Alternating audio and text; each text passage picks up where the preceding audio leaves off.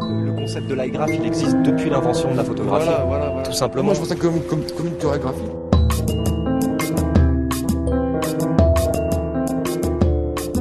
Dans la photo, dans l'instant, dans la spontanéité, dans... C'est dessiner ou écrire avec la lumière. Dessiner ou écrire avec la lumière. Dessiner ou écrire avec la lumière.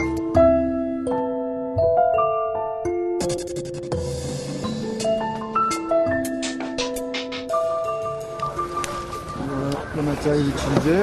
Écrire avec la lumière, le sens premier du mot photographie.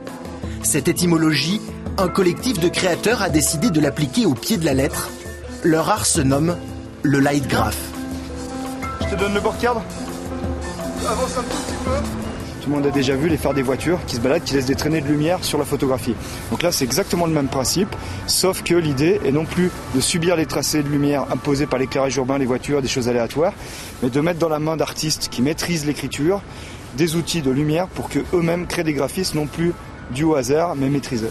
C'est des lampes qui sont bricolées avec différentes gélatines en fait pour les changements de couleur, et en fait chaque lampe a un effet et a du coup une texture complètement différente en fait. Grâce à Guillaume le photographe, Brusque et Julien ont découvert cette pratique il y a plus de 2 ans. L'un vient du tag, l'autre est calligraphe. Quand je travaillais sur papier, j'avais toujours cette envie de grandir mes volumes et de pouvoir travailler de plus en plus en gestuel. Et en fait, la calligraphie lumineuse me permet d'avoir une toile, on va dire, de 50 mètres de long si je le veux, qui est en 3 dimensions, dans laquelle je peux avancer, dans laquelle je peux reculer. En son temps, Pablo Picasso s'était intéressé au light graph.